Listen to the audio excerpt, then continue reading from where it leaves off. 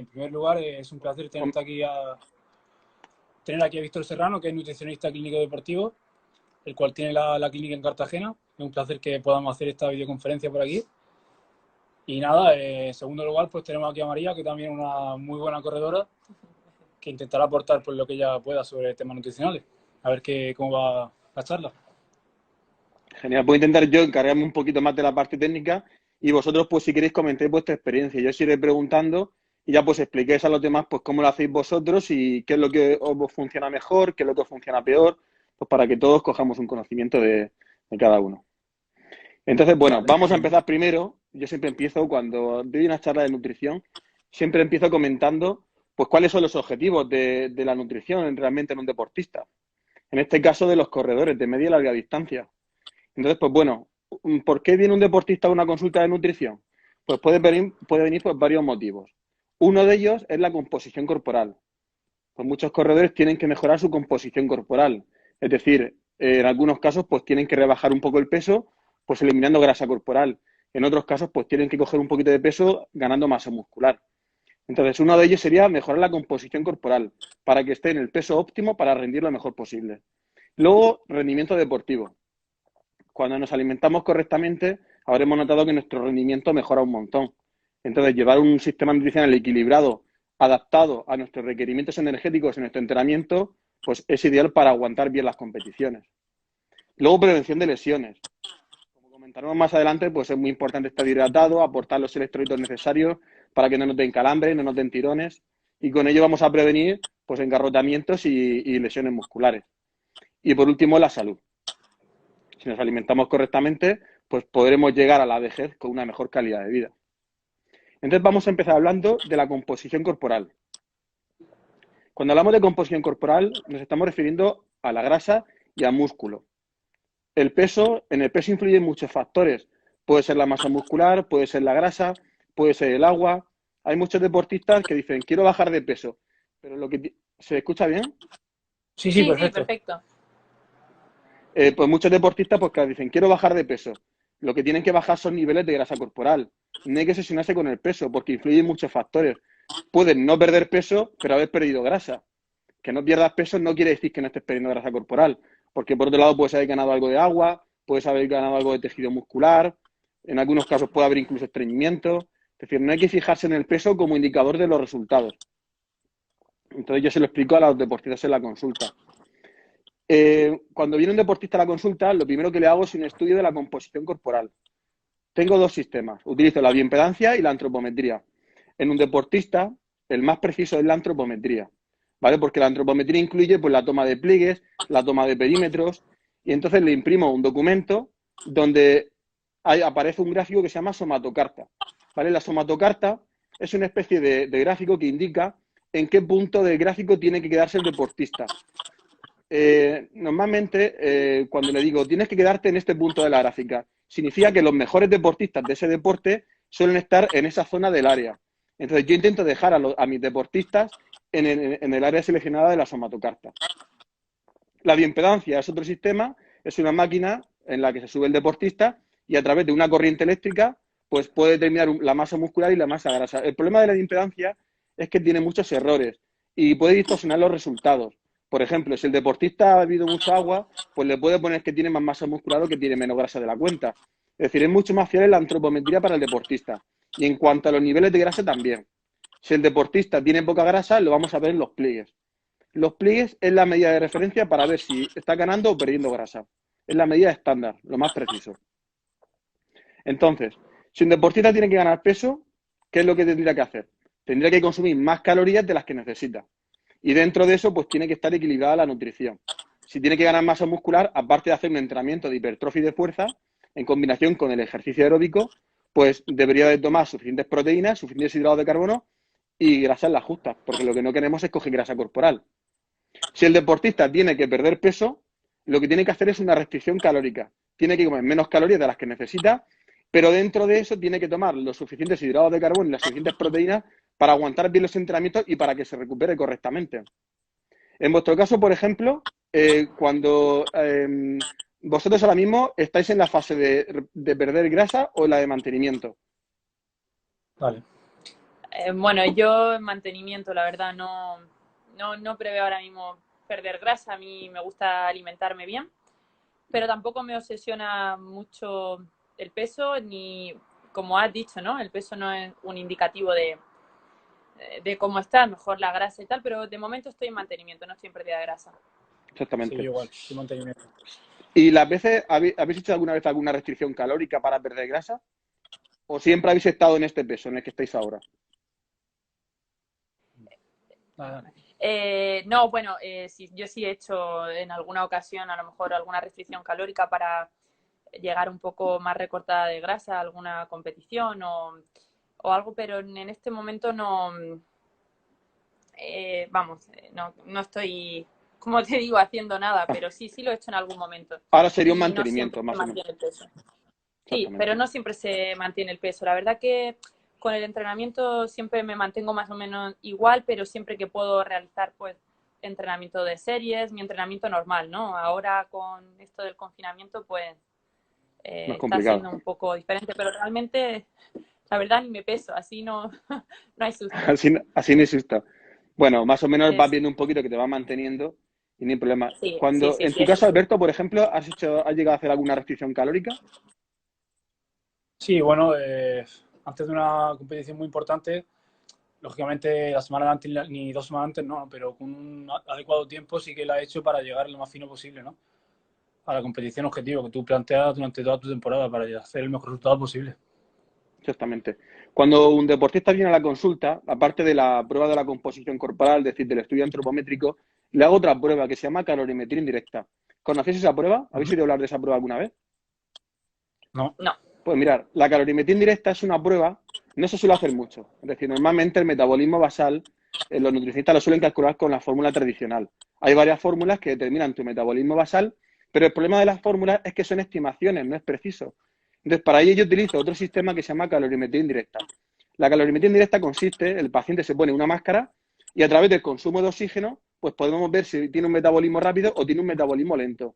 Es decir, la fórmula te da una indicación, una estimación, pero no es preciso. Pero la calorimetría indirecta sí que te dice directamente el metabolismo basal de una persona a través de su consumo de oxígeno. Entonces, claro, eso es un dato muy interesante para yo valorar cuántas calorías quema el paciente. Y a partir de eso, pues ya le pregunto sobre su entrenamiento y ya determino el gasto energético total que tiene. Una vez que tengo ya ese dato, pues ya puedo recortarle o aumentarle las calorías. Entonces, pues bueno, intentamos jugar con un sistema preciso. Entonces, claro, cuando viene un deportista también le pregunto en qué fase de temporada se encuentra. Se encuentra. No es lo mismo la pretemporada que la temporada. La pretemporada es ideal para aprovechar para recortar. Es decir, si el deportista tiene que bajar de peso, pues ese es el mejor momento para recortar un poquito las calorías. Porque si baja un poquito el rendimiento no es tan importante como en competición. Entonces aprovechamos esos 2 o 3 meses para dejar al deportista en su peso adecuado. Y ya una vez en temporada, pues aumentamos los requerimientos energéticos e intentamos enfocarnos solamente en rendimiento deportivo, más que en la modificación de la composición corporal. Vosotros ahora mismo, bueno, ahora mismo nadie está en temporada porque está todo suspendido. Pero normalmente, ¿cómo tenéis la pretemporada y la temporada? ¿En qué meses descansáis? ¿En qué meses os preparáis? ¿Y en qué meses competís? sí, bueno, la temporada que solemos hacer es la temporada de invierno, ¿no? De septiembre a abril, Es mayo cuando más o suelen menos. salir más carreras, mayo ¿no? quizás, sí, antes de que llegue verano, ¿no? Ya mucho calor.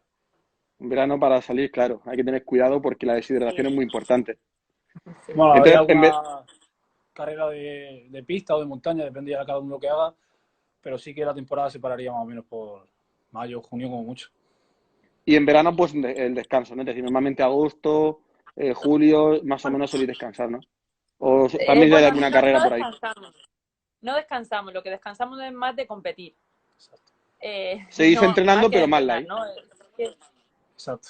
sí, o sea, menos volumen de kilómetros semanales Menos calidad. y menos calidad y eso, ¿no? Pero descansar no descansamos, porque luego cuesta mucho coger la forma. Pero bueno, un par de semanas así relajados, sí, porque es bueno Pues para para todo y recuperarse para evitar correctamente. lesiones. Exactamente. Sí, exacto. Cuando le hago a un deportista, a un corredor, una restricción calórica, pues le suelo recortar aproximadamente unas 500, 600 calorías respecto a su gasto energético total. No es bueno hacer restricciones demasiado bruscas porque entonces sí que puede bajar el rendimiento y puede perder masa muscular. Entonces yo suelo recortar unas 500, 600 calorías, que está muy bien ese recorte, porque se está buscando una pérdida de grasa de 1 kilo cada 2 semanas aproximadamente. La grasa no hay que perderla demasiado rápido porque, como hemos dicho, puede bajar el rendimiento.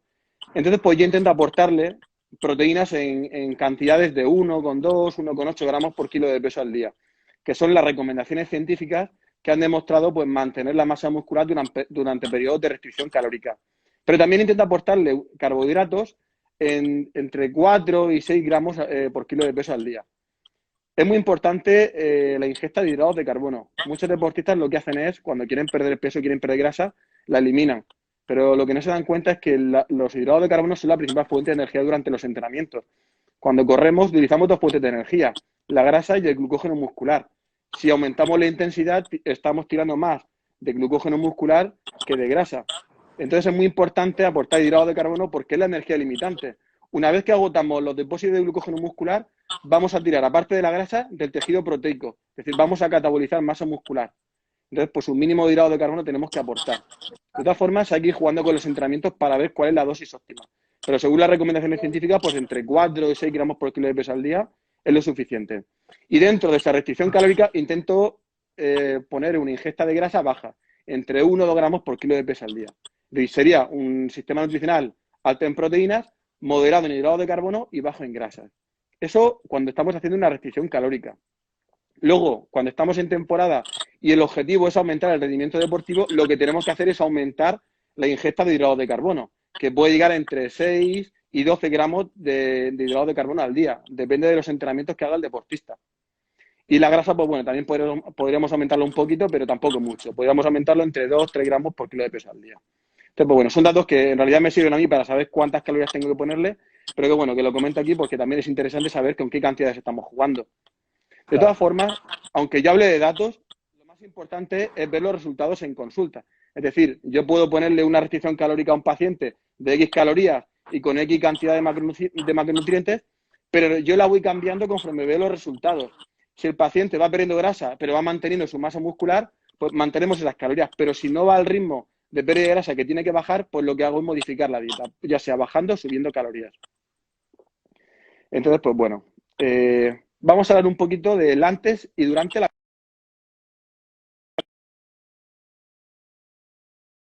Se le ha ido un poquillo. En vuestro caso, antes de una competición, que los días previos, ¿qué soléis hacer normalmente? Bueno, yo siempre tengo la misma rutina, ¿no?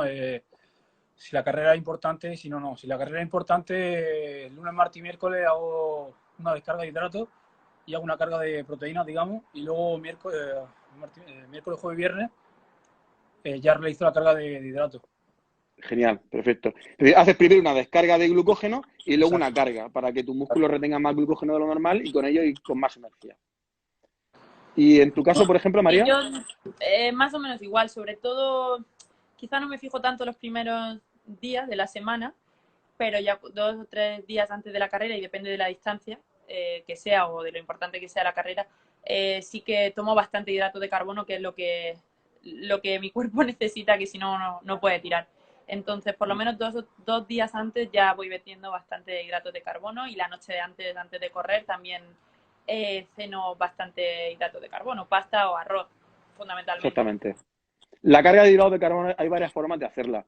Puede ser, como por ejemplo ha dicho Alberto, haciendo una descarga de glucógeno y luego una carga para que tus músculos retengan más glucógeno de la cuenta, o directamente, en muchos casos, se omite la descarga de glucógeno. Simplemente pues se hace una carga y tus músculos ya deberían de retener más glucógeno de lo normal durante esos primeros días. Las dos formas son correctas. Lo ideal es probar la tolerancia de cada deportista en general y lo que le funciona mejor, pues dejarlo. Por ejemplo, en consulta, pues en muchos casos, como ha dicho María, depende de la duración de la carrera. Pues si la carrera, por ejemplo, es de 1, 2, 3 horas, pues a lo mejor con 1 día o 2 días de carga de glucógeno es suficiente. Pero si la carrera es de más horas, pues a lo mejor 3, 4 días incluso de carga puede ser lo ideal. Pero bueno, eso tiene que el deportista ir ensayándolo para ver qué es lo que le sienta mejor. Normalmente, cuando un deportista va a hacer una carga de glucógeno, lo que le aconsejo es que introduzca hidratos de carbono en todas las comidas del día. Desayuno, almuerzo, comida, merienda y cena. Es decir, que tengan todas carbohidratos. Las mejores opciones, por ejemplo, puede ser fruta sin piel, porque al no tomar piel estamos omitiendo la fibra que la fibra está muy bien tomarla en la rutina normal, pero durante una carga de glucógeno, pues no es aconsejable abusar de la fibra porque te puede hinchar un poco el estómago y puedes ir más pesado a la competición. Entonces yo suelo recomendar frutas sin piel. La quinoa, por ejemplo, también es una buena fuente de hidratos de carbono de lenta absorción, el arroz basmati, la patata, incluso los copos de avena. Lo que pasa es que con los copos de avena es buena opción, pero tampoco hay que abusar porque tiene mucha fibra. Entonces, bueno, Sí, simplemente hacer cinco comidas, pero altas. ¿Vosotros los tomáis los copos de avena? No, Bueno, porque... yo antes lo tomaba muchísimo y sobre todo cuando salía con la bici, que por lesión no podía correr, pero ahora la verdad que no mucho porque como me gusta tomarlos con leche y no me sienta bien, pues básicamente es por eso. La leche de vaca es No, la que no te no sienta bebo bien, ¿no? bebidas. Sí, no me sienta bien. Los lácteos en general, el yogur me sienta mejor, ¿Lo has pero probado la sin leche no lactosa? mucho. Sí, de hecho cada vez que la tomo, sí, la tomo sin lactosa, a no ser que sea para dormir o algo así, que me da igual si lleva lactosa porque bueno, no me sienta tan mal, pero para hacer ejercicio me sienta bastante mal y por eso más o menos los he restringido, pero me gustan mucho los copos de ¿Y avena, con sí. qué lo sueles cambiar? Con leches vegetales, ¿no? Sí, bueno, lo que te digo, cuando los tomo con leche sin lactosa, casi siempre es, pero nunca previamente, o sea, por ejemplo, que yo haya entrenado por la mañana, o a veces que entreno en ayunas, por ejemplo, y vengo y ya sí me puedo tomar un vaso de leche con los copos de avena, pero para entrenar nunca, antes nunca, porque una vez se me ocurrió tomarla y me tuve que parar por el camino a vomitar y no me siento bien, así que... Claro, Pero eso bueno, cada bien. deportista pues tiene que ir probando la tolerancia. Hay deportistas pues a los que les sienta mejor la leche y otros que no les sienta bien. Y en ese caso pues sí que puedo omitirlo. Sí. También otra de las Aparte de tener recomendaciones que suele hacer a los les digo, deportistas de durante la estómago. carga, es que creo que se escucha un poquito lento. ¿Vosotros me escucháis en Sí, tiempo real? sí. Sí. Ah, vale, perfecto. Vale, pues otra de las recomendaciones que suele hacer a los deportistas cuando están haciendo la carga de glucógeno es la hidratación. Tienen que intentar hidratarse correctamente. Entonces, pues bueno, yo recomiendo beber agua en todas las comidas del día. 2, 3 vasos de agua en cada comida sería suficiente, aunque si por sensaciones notas que necesitas más, puedes beber un poco más. Pero beber agua no es suficiente. Aquí lo que estamos buscando es hidratarnos correctamente. Y para ello sería interesante aportar un poquito de sodio, ¿vale? Porque el hecho de aportar sodio o sal, en este caso, puede hacer que nuestro organismo retenga más agua. Entonces, no estaría mal durante esa carga de glucógeno echarle un pelín de sal a las comidas, ¿vale? Para retener más líquido e ir mucho más hidratado a la competición. Y lo que hemos comentado antes, evitar comidas flautulentas, como exceso de legumbres, exceso de verduras, que pueden generar gases, tienen mucha fibra, ¿vale? Pues en ese periodo de 3 o 4 días, pues evitar ese tipo de alimentos y no pasa nada. Y luego, el día de la competición, la toma de antes de la prueba, pues eso ya la tolerancia cada uno tiene que ir probándolo en el día a día. Si es en el caso de un desayuno, pues el deportista tiene que probar qué desayunos le sientan mejor. Lo ideal es que ese desayuno pues aporte algo de hidratos de carbono, pueda aportar un poquito de proteína y un poquito de grasa, pero sobre todo hidratos de carbono y de lenta absorción, a ser posible. Puede ser pan de Sí, yo pienso, centeno, pueden ser... sí, Sí, pienso que el cuenta, desayuno cuenta. debe ser el mismo que has realizado durante X Exactamente. tiempo atrás, 2 o 3 meses, Porque porque si como no le hagas estás cambiando la experimentos comida, nuevos, te arriesgas a que tengas algún problema. exacto. Sí. Vosotros, por ejemplo, en vuestro caso, antes de la prueba, ¿qué tomas soléis hacer? Venga, dale tú. Pues yo la verdad, como siempre he tenido muchos problemas de estómago y por muchos problemas digestivos, he ido muchísimas veces al médico, al digestivo, y ahora, bueno, me encuentro un poco mejor, pero va un poco por épocas, ¿no? Hmm. Yo como muy poquito antes, y a veces digo, no sé si hago bien porque lo mismo voy a una media maratón y me he tomado una mini rebanadita de pan con un plátano, pero normalmente me tomo plátano, algún té, porque yo no estoy acostumbrada a tomar cafeína ni té ni tal, entonces como no tomo prácticamente nada de suplementación, pues algún té o algo así, y un plátano y a veces una rebanada de pan tostado con aceite de oliva, o sea, Son hidratos de básicamente, pero carbono muy prácticamente lo que estás poquito. tomando. Bueno, no pasa Sí, me nada. encanta, Si yo has soy hecho, muy de hidratos de carbono. Sí, sí, y bien que haces. Si haces una carga previa, los días de antes, tampoco pasa nada porque hagas una toma pequeña antes de la competición, porque tu Sí, músculo ya tiene suficiente glucógeno para tirar durante la competición. sí. Entonces, pues, ¿y en tu caso, Alberto, por ejemplo? Sí, yo siempre hago el mismo desayuno. 2 rebanadas de pan de espelta, con un poquito de aceite y queso fresco, pero no mucho tampoco. Y nada, bebo Genial. agua porque el zumo de naranja me sienta un poquito regular también. Es que tengo un estómago también un poquito especial. Y prefiero llenar Si de no te la menos que de juegas. más, que luego... Exacto. El pan de espelta es interesante porque los hidratos de carbono del pan de espelta son de moderado índice glucémico. Quiere decir que se absorben lentamente. Al absorberse lentamente no te mete el pico de glucosa en sangre, que ya sabéis que la insulina retira todo ese exceso de glucosa y te puede dar una pájara. Es importante tomar hidratos de carbono de lenta absorción antes de la prueba para que cuando empecemos se vayan absorbiendo lentamente esos hidratos de carbono que hemos ingerido. Entonces el pan de espelta, por ejemplo, sería una buena opción. Así que correcto. Sí, sí, sí. Durante la competición, pues es muy importante, claro, durante la competición tenemos que aportar 3 cosas. Hidratos de carbono, las 3 cosas son importantes y bueno, lo ideal es seguir un protocolo de cantidades ya establecidas que hayamos ensayado previamente en los entrenamientos para que luego no tengamos ningún susto, no nos dé una pájara, no nos den calambres y podamos acabar la prueba. Entonces, bueno, yo en la consulta, pues a los pacientes les suelo dar un protocolo que tienen que ir ensayando con las cantidades exactas que tienen que tomar durante la competición para que luego no tengamos ninguno de esos problemas. Esas cantidades están basadas pues en las recomendaciones científicas que han demostrado funcionar. Entonces, pues bueno, hidratos de carbono, durante la primera hora, primeras 2 horas, sería interesante aportar una ingesta pues, de unos 60 gramos de hidratos de carbono a la hora. ¿Vale? ¿Cómo podemos aportar hidratos de carbono? Pues puede ser a través de sólidos, como por ejemplo barritas energéticas. Pueden ser a través de frutas. Pueden ser a través de geles. Lo que pasa es que los geles, lo ideal sería intentar acompañarlos con algo de agua o de isotónica para no tomarlos a palo seco, porque en algunos casos puede causar problemas gastrointestinales. Eso ya cada uno lo tiene que ir probando. Pero bueno, los hidratos de Sí. carbono No, los tenemos en fruta. Sí, contacto. no, que Sí, los geles siempre solemos tomarlo justo antes de un habituamiento, ¿no? Por ejemplo, si la carrera es una media maratón, pues tomamos un gel en el kilómetro 10 con el habituamiento, justo antes de llegar al habituamiento para beber el agua también, y luego en el kilómetro 15, por bien. ejemplo, pues otro, ¿no? Siempre porque, como tú dices, ¿Y pues hay vosotros que habéis tenido acompañarlo para problemas que... gastrointestinales cuando los tomáis? Sí, sí, más de una vez. Sí, bueno, yo es que ya te digo, tomo muy pocas cosas de suplementación, pero sí, más de una vez ha sentado regular, sí. Sí, sí, yo recuerdo, bueno, En esos casos, cuando pues haces bueno, carreras, sí, cuando haces carreras más largas, al final, bueno, si es una media maratón aún no, pero si, por ejemplo, son carreras de ultra trail, como hacía yo hasta hace poco tiempo, pues puede ser la carrera al traste, ¿no? Pues yo recuerdo en Transvulcania que una carrera de 74 kilómetros de la Copa del Mundo que, bueno, pues te paga el viaje, no sé qué, todo, al final ibas allí, te tomas 2 geles en las 2 primeras horas y ya echas la carrera al traste por no hacerlo bien. Pues luego toda la carrera con vómitos, no sé qué, hay que hacerlo bien y... hay que hacerlo bien. Y si te sientan mal los geles, pues bueno, siempre tienen barritas energéticas, tienen frutas o incluso pan de higo también puede servir como barrita energética natural. Tenemos esas opciones. Aparte de los hidratos de carbono, tenemos que aportar sales minerales y líquidos. ¿Cuál es la mejor forma de aportarlo? Pues a través de isotónicas. La isotónica es el alimento más completo que podemos aportar durante la competición, porque tiene las 3 cosas. Tiene hidratos de carbono, tiene líquidos y tiene sales minerales. Entonces, la isotónica sí que no puede faltar. Marcas interesantes puede ser, por ejemplo, Sostar, puede ser Carborade, ¿vale? Son las que yo he estudiado y parece ser que tienen las dosis exactas que han demostrado funcionar.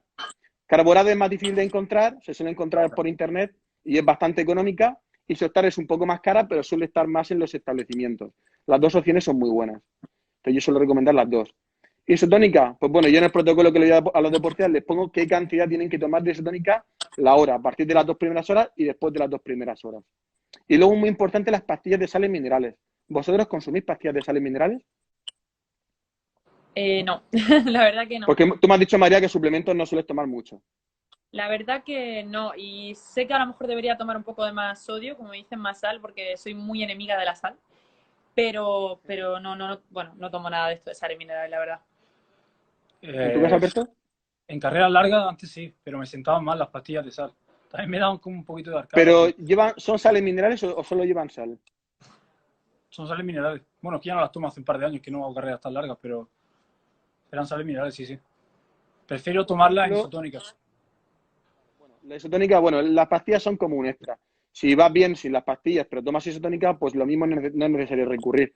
La sal, por ejemplo, yo no suelo recomendar, bueno, a muchos pacientes les digo que eliminen la sal en el día a día. Solo recomiendo un poco de sal, pues sal del Himalaya, a lo mejor que es un poco más pura, pero solo recomiendo un poco de sal a los deportistas que sudan mucho en los entrenamientos. Es decir, si sudas mucho, aunque bebas agua, no sirve porque no te hidratas correctamente, no retienes ese líquido. Entonces, en esos casos sí que habría que aportar un poquito de sodio a la alimentación para retener correctamente ese agua. Sobre todo durante la competición. Ahí sí que es muy importante aportarla, no solo sal, sino potasio y magnesio, que influyen mucho en los calambres musculares y en la deshidratación. Entonces, pues bueno, yo normalmente en el protocolo que les suelo dar a los deportistas les suelo decir que cada hora de competición, cuando son competiciones largas, pues tomen una pastilla de sales minerales. En algunos casos, pues en tu caso, por ejemplo, Alberto, María, si os sientan mal, podéis omitirlas y meter solo la isotónica, no pasaría nada, siempre y cuando vayáis bien. Sí. Y bueno, vamos a hablar un poquito ahora de la suplementación. María ya Vale. me ha dicho que suplementación poca, A ver, pero tú, Alberto, Vale. ¿sueles tomar? poca, pero sí conozco. Pero no soy muy poco constante y al final soy más, estoy más a favor de la alimentación natural. Pero eso me he dado cuenta con el Exactamente, tiempo. Antes la he probado mucho y estaba muy obsesionada pues, con con los suplementos. suplementación, etcétera. Sí, pero ahora me he dado cuenta, o bajo mi experiencia, vamos, que la alimentación Que no son tan mediterránea, necesarios. no, si sigues una alimentación buena y mediterránea, yo creo que es suficiente. No hace falta casi nada, pero seguro que viene bien. Claro, en algunos casos, por ejemplo, pues a lo mejor, pues eso, sí que se necesitan los suplementos. El 90% de los suplementos no valen para nada. Hay que mirar mucho la evidencia científica de cada suplemento. Entonces, suplementos que funcionan realmente son contados con los dedos de las manos. Son muy pocos. Pues bueno, tienes de todo. Tienes termogénicos, para perder peso, es decir, tienes de todo. Incluso la L-carnitina. Hay mucha controversia con la L-carnitina. La L-carnitina, para perder grasa, lo toma mucha gente, pero según la evidencia científica no ha demostrado funcionar para perder grasa. Solo ha demostrado funcionar aumentar la oxidación de ácidos grasos en deportistas maratonianos que recorren muy largas distancias. En esos casos, pues sí que puede servir la L-carnitina. Entonces yo creo que los suplementos más importantes, según las recomendaciones científicas, son las barritas energéticas, las pastillas de sales minerales, la isotónica y en algunos casos puede venir muy bien la cafeína, ¿vale? Porque la cafeína es un estimulante del sistema nervioso central, te permite ahorrar glucógeno muscular y aumentar la oxidación de ácidos grasos, que en carrera se traduce en que vas a llegar más tarde a la fatiga muscular. Entonces, bueno, en algunos casos, a mitad de la carrera o incluso antes, se puede tomar algo de cafeína. ¿Tú sueles tomar algo de cafeína, Alberto? ¿O algún Bueno, otro cafeína no, suplemento? pero no, suplemento tomo antes de desayunar por la mañana colágeno con magnesio. Luego, media hora antes de Bien. entrenar, tomo L-carnitina, porque ya te digo, yo soy de distancia un poquito más larga y sí que me va bien para afinar, pero también puede ser algo mental, no lo sé. Muchas Eso ya te lo veces, dejo a ti. claro, es psicológico, exactamente, es efecto placebo. Pero muchos deportistas cuando vienen a la consulta me dicen, oye, yo me tomo este suplemento y me lo estoy notando un montón desde que lo tomo. Y luego, claro, consultan las referencias bibliográficas del suplemento y pues no ha demostrado funcionar como te están diciendo. Pero yo siempre le digo al deportista que si él cree que le funciona, pues que lo siga tomando. Incluso aunque sea efecto placebo, si crees que te funciona, pues síguelo tomando, porque la psicología es muy importante en la competición. Entonces, pues bueno, para perder grasa, simplemente con hacer una restricción calórica bien controlada, ya tu cuerpo va a tirar de los ácidos grasos. Si no pierde grasa a un ritmo adecuado, pues habría que modificar los requerimientos calóricos, pero simplemente con hacer una restricción calórica vas a perder tejido adiposo. Si tomas L-carnitina, puede ser que incrementes un poquito esa oxidación de ácidos grasos, pero claro, solo en deportistas de recorridos de larga distancia. Un deportista que solo hace musculación, la L-carnitina no ha demostrado funcionar. No. Para recuperar sí que tomo BCA con glutamina. Exactamente. Tenemos, bueno, la Porque, proteína de suero, los exacto. aminoácidos ramificados. Sí, es que Claro, a ver, siempre y estaba leyendo cuando tu por ahí. alimentación ya cubra con tus requerimientos proteicos, pues no es necesario meterle un extra de proteína. Es cierto que la proteína de suero pues es de alto valor biológico, se asimila muy rápidamente si la tomamos después de los entrenamientos, y lo bueno de la proteína de suero es que tiene un alto contenido en aminoácidos ramificados. Entonces, bueno, aportar un extra de proteína después del entrenamiento pues puede venir muy bien. No es imprescindible, es decir, puedes omitirlo, pero no estaría mal si lo tomaras. Al igual que los aminoácidos ramificados. Los aminoácidos ramificados son tres: leucina, isoleucina y valina.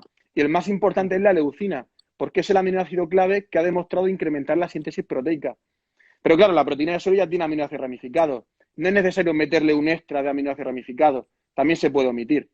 Durante las competiciones, lo hacen muchos ciclistas sobre todo, suelen tomar aminoácidos ramificados, pero lo hacen para prevenir el catabolismo muscular. ¿Por qué? Porque los aminoácidos ramificados tienen el poder de transformarse en glucosa y utilizarse como fuente de energía. Claro, ello hace que tu organismo no catabolice el tejido muscular. Es decir, estás sacrificando los aminoácidos ramificados que te has tomado en lugar de destruir el músculo.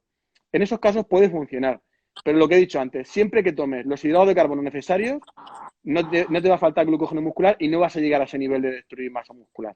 Entonces, bueno, los aminoácidos ramificados no son imprescindibles, se puede omitir. Y luego tenemos la creatina, monohidrato de creatina. ¿La habéis tomado también alguna vez? Hemos visto, creo que no, al final Yo no lo no. hemos, o sea, hemos probado la proteína, lo que él ha dicho, ¿no? La proteína, la L-carnitina y Glutamina. glutamina también, pero sí, La no glutamina, por siempre. ejemplo, claro, la glutamina sobre todo es interesante para el sistema inmunológico. Ha demostrado mejorar el sistema inmunológico de los deportistas. En cuanto a recuperación, ya no sabría qué decirte. La creatina sí es verdad que tiene el poder de incrementar la síntesis de glucógeno muscular. ¿Qué quiere decir eso? Que cuando tomamos hidrato de carbono después del entrenamiento, la glutamina puede ayudar a que tu músculo capte más glucógeno, ¿vale? Y con ello, pues voluminizas un poquito más de agua y de glucógeno en el músculo. Es un aminoácido no esencial. ¿Qué quiere decir? Que tu organismo lo puede fabricar o lo puede sintetizar a partir de otros aminoácidos que tomes en la dieta. No es como, por ejemplo, los aminoácidos ramificados, que son esenciales. La glutamina es no esencial. Entonces, bueno, si la omites, ya sabes que tu cuerpo lo va a fabricar. Ocupa un gran porcentaje en el músculo, de un 80% de glutamina hay. Pero bueno, tu cuerpo lo sintetiza a partir de otros aminoácidos. Y luego tenemos la creatina. Sí, no, perdón. No, que a mí, de hecho, la digestiva, como tenía problemas de estómago y tal, la primera vez que probé la glutamina, me la mandó la digestiva y no tenía nada que ver en este caso con el rendimiento deportivo, ¿no? Me dijo que me mejoraría mejor, pues, estos molestias que tenía en el A lo mejor a estómago. nivel intestinal. Creo que tiene alguna relación a nivel intestinal. Exactamente. Exactamente, sí. Sí. Bueno, luego tenemos, por ejemplo, la creatina, el monedero de creatina, que en deportes de larga distancia pues no es tan recomendado. La creatina suele estar más recomendado para deportes de fuerza, de hipertrofia, de alta intensidad, ¿vale? Porque aumenta los depósitos de ATP fosfocreatina en el músculo y puede hacer que aguantes un poquito más a la hora de hacer una serie. Pero en deportes de larga distancia no es tan se puede prescindir de ella. La creatina en muchos casos, para los que quieren ganar masa muscular, es interesante porque aumenta el agua dentro del músculo. Es decir, una persona que quiere ganar masa muscular, si toma creatina, se va a ver más grande y más musculada, incluso más moldeada a la hora de tonificar la masa muscular. Pero lo que hemos dicho es porque la creatina arrastra agua dentro de la célula muscular y hace que el músculo pues se infle un poco. Es una sustancia muy osmótica, lo que quiere decir que hidrata el músculo. Pero en deportes de larga distancia pues no es necesario. Y eso que la creatina es uno de los pocos suplementos con evidencia científica tipo A, es decir, la máxima, que ha demostrado aumentar el rendimiento deportivo. Pero lo que hemos dicho, solo en deportes de alta intensidad. Y yo creo que no me dejo nada, que más o menos hemos tocado todos los temas y no me dejo nada. ¿Queréis vosotros aportar algo así, alguna conclusión por vuestra cuenta? ¿Algo que queréis aportarle a los demás? Bueno, yo como he dicho antes, ¿no? A mí me encanta leer sobre nutrición y todo, ¿no?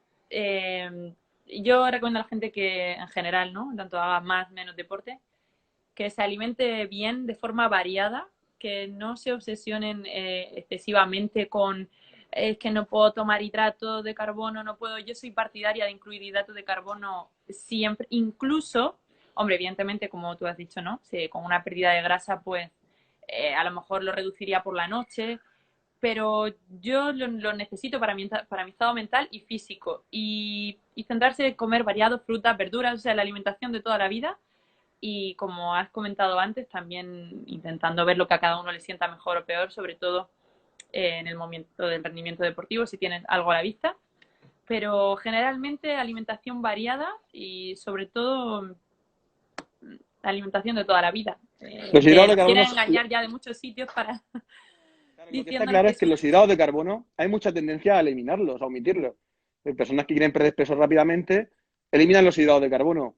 Y sí, si eliminas los hidratos de carbono vas a perder mucho peso en muy poco tiempo. Pero ¿qué es lo que no te dicen? Lo que no te dicen es que ese peso procede del agua, te estás deshidratando. Al no tomar hidratos de carbono, tus músculos pierden glucógeno, sacan todo ese agua que tienen retenida al exterior de la célula, lo expulsas y entonces pierdes mucho peso, pero de agua. Es decir, te estás deshidratando. Exacto. Y a un deportista no le interesa deshidratarse, porque entonces vienen esos problemas que hemos comentado antes. Deshidratación, calambres, pájaras, y en muchos casos te puedes quedar en el sitio. Ha habido comas por no hidratarse correctamente. Entonces, los hidratos de carbono para el deporte son imprescindibles. Es cierto que luego han salido estudios que dicen que las dietas cetogénicas en periodos muy cortos de tiempo pues puede hacer que el deportista se acostumbre a aumentar la oxidación de ácidos grasos y que luego cuando vuelve a una dieta normal, pues a lo mejor llega la fatiga muscular más tarde, pero solo son en momentos puntuales. Yo personalmente en la consulta yo no suelo poner en práctica la dieta cetogénica, ¿vale? Porque hay mucho riesgo de bajar el rendimiento, de catabolizar masa muscular y de mareos. Y en casos más graves puede ser incluso la muerte. Entonces, eso ya cada uno, bajo su responsabilidad, si quiere probar ese tipo de estrategias, pues lo puede hacer. Pero yo, por ejemplo, en consulta no suelo practicar la dieta cetogénica. tampoco es real una dieta solo quitando para mí los hidratos de carbono, porque en algún momento lo vas a incorporar y luego yo No es sostenible. pienso, como tú has dicho, que hay que poco a poco recortando unas 500 calorías, que puede ser un medio kilo, ¿no? De peso más o menos a la semana. Exactamente. Y que se pueda mantener. Y no Y tiene también más. decir, por mi experiencia, que si alguien quiere perder peso, obviamente yo soy una persona delgada, pero una persona que quiera perder peso, aunque sea más poco a poco, puede hacerlo siguiendo, continuando comiendo hidratos de carbono. No es necesario que lo eliminen. Yo lo digo por experiencia propia. Yo jamás lo he eliminado y cuando he necesitado o he querido afinar un poco más, lo he conseguido. Así que, pues nada. Nada. Justamente estuvimos comentando eso en el directo que hice la semana pasada. Estuvimos comentando lo de la folla a los hidratos de carbono. Es decir, al final este es el principio, lo dije la otra vez, lo vuelvo a repetir, este es el principio número 1 de la termodinámica. La energía ni se crea ni se destruye de la nada, solo se transforma. ¿Qué quiere decir eso? Si lo adaptamos a la nutrición. Que si hacemos una restricción calórica, es decir, si estamos consumiendo menos energía de la que nuestro cuerpo gasta y tomamos hidratos de carbono en todas las comidas, incluso en la cena, es imposible que acumule grasa haciendo una restricción calórica. Porque para acumular grasa tienes que comer más de lo que gastas para que tu cuerpo acumule ese exceso. Si estás haciendo un recorte calórico, aunque metas hidratos de carbono en todas las comidas, no vas a acumular grasa. Entonces, no hay que tenerle miedo a los hidratos de carbono. Y ya te digo, son necesarios tanto para aguantar bien los entrenamientos como para mantener el volumen muscular. Mucha gente se piensa que lo que le da volumen al músculo son las proteínas y están equivocados. Lo que le da volumen al músculo son los hidratos de carbono, ¿vale? Porque cuando tomamos hidratos de carbono se acumulan en forma de glucógeno y al acumularse en forma de glucógeno arrastran mucha cantidad de agua dentro de la célula. Eso hace que el músculo se infle y tenga ese volumen. Si nosotros eliminamos esos hidratos de carbono, lo que hemos dicho antes, se eliminan el glucógeno, pierden líquido y el músculo se desinfla. Entonces, lo que da volumen muscular son los hidratos de carbono. La proteína, pues sirven para reparar esos tejidos dañados durante los entrenamientos o incrementar un poco el tejido proteico a largo plazo con ejercicios de hipertrofia, ¿vale? Pero lo que le da volumen al músculo son los carbohidratos y el hecho de eliminarlos puede perjudicar a la pérdida, puede incrementar la pérdida muscular. Además que cuando los he tratado de eliminar en parte o gran parte, me siento muy cansada, es como que no puedo tirar, así que aparte mentalmente es como que ¿no? Como cuando la gente que está a dieta o con restricciones Tiene menos calóricas ansiedad. importantes, sí, y el carácter, por lo menos a mí me cambia cuando me faltan, así que, bueno. Claro, exactamente. Tu cerebro utiliza glucosa de forma constante. Es la principal fuente de energía para el cerebro. Aunque muchas dietas cetogénicas decían que no, que son los cuerpos cetónicos la principal fuente de energía para el cerebro, ¿vale? Pero eso solo en casos extremos, ¿vale? No tenemos por qué llegar ahí. Y cuando una persona hace una dieta cetogénica en la que no toma hidratos de carbono, pues claro, al principio pues tiene mal carácter, tiene ansiedad, tiene desmayo, incluso puede llegar a desmayarse hasta que su cuerpo se adapta a utilizar esos cuerpos cetónicos como fuente de energía para el cerebro, ¿vale? Pero lo normal es utilizar la glucosa de los hidratos de carbono. Entonces, pues bueno, Alberto, ¿alguna conclusión que quieras aportar? Sí, bueno, yo opino igual que ella y en el caso de que la gente que esté viendo esto o que lo vea a posteriori, si tiene alguna duda sobre ello, pues que no le quepa duda de contar contigo, ¿no? Que eres un profesional sobre ello. Y nada, que un placer por la charla y cualquier cosa que quieras decir más, pues Yo creo que ha estado muy bien. Y algún día, pues bueno, si queremos volver a repetirla, pues actualizamos los contenidos y empezamos a comentar. La verdad que ha sido muy dinámica. Una cosita, Víctor, mira, estoy viendo aquí una pregunta, Diego, que dice suplementación con hierro, espera un segundito, en atletas con que haya pasado alguna anemia, ¿no? Yo como soy atleta que tengo además una anemia constante, anemia ferropénica, no es la primera vez, tiendo sobre todo cuando ya empiezo a meter un entrenamiento intenso, me tiende a bajar muchísimo el hierro. Yo he de decir que a mí me dijo el hematólogo que tomara suplementos de hierro de por vida. Ahora hace tiempo que no la estoy tomando porque bueno, he tenido una lesión muy larga, en fin, algunas historias, pero creo que si tiene en ese momento anemia, en este caso anemia, es necesario e importante bastante la alimentación y tomarse la suplementación porque a mí tardó muchísimo en subirme el hierro, aún así no lo tengo en niveles muy grandes. Y yo voy a decir que en caso en la que a mí me fue bien, se llamaba Fervisol, por si alguien... Fervisol, bueno, anemia, eso me lo sí. apunto yo también. Sí, es un poco, ¿verdad? Me dijeron que podía sentar un poco regular el estómago y tal, el tema de a la hora de ir al baño y eso, pero bueno, a mí no me fue mal y soy de estómago delicado, entonces, bueno.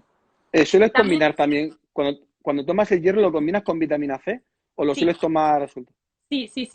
Y además, evidentemente, pues nada de teína, ni cafeína, ni lácteos, porque siempre me Calcio hace inhibe la eso absorción de médico. hierro. Sí, exacto. Que reduce la absorción. Y vitamina C sí, porque bueno, a mí me encanta, ¿no? El zumo de naranja, el kiwi, fresas, todo, y la verdura. Entonces, pues es mejor para eso, sí. Bien, genial.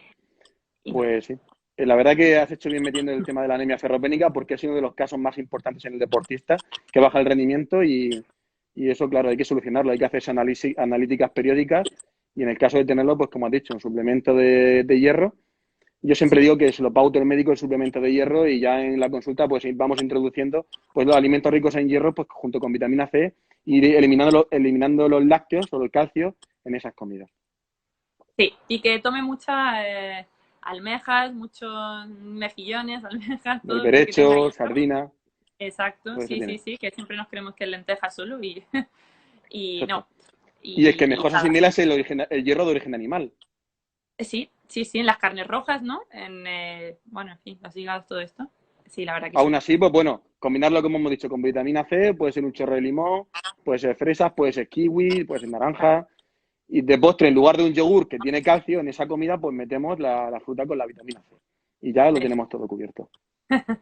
Exacto. Decir también que es un proceso un poco lento, ¿vale? Que no va a mí por lo menos me tardó mucho.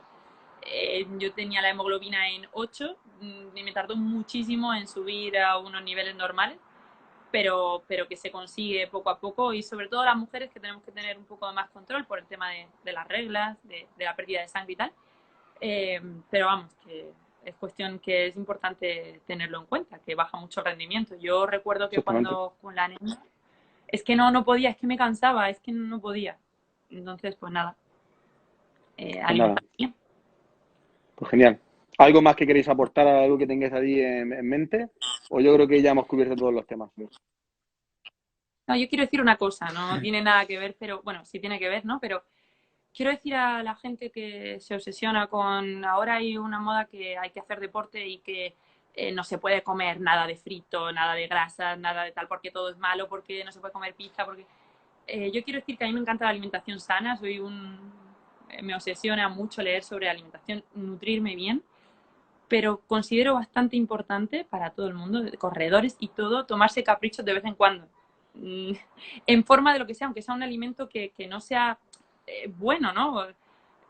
No sé, Es bueno de vez a en la gente cuando le darse algún apetece capricho para matar la ansiedad.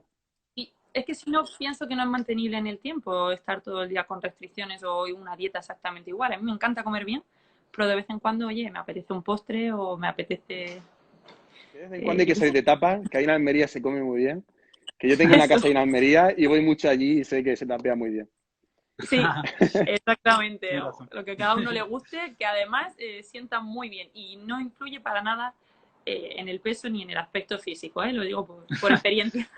Siempre y cuando el sistema nutricional sea equilibrado, es decir, un Eso, 20% lo puedes hacer mal. Puedes hacer un 80, exacto, 90% bien y un 10 o un 20% lo puedes hacer mal y te puedes dar tus caprichos y sin remordimiento de conciencia. Eso es lo total. importante. Entonces, Es bueno, que si estás no llevando un influye para sistema nada, nutricional de verdad. equilibrado, no hay problema.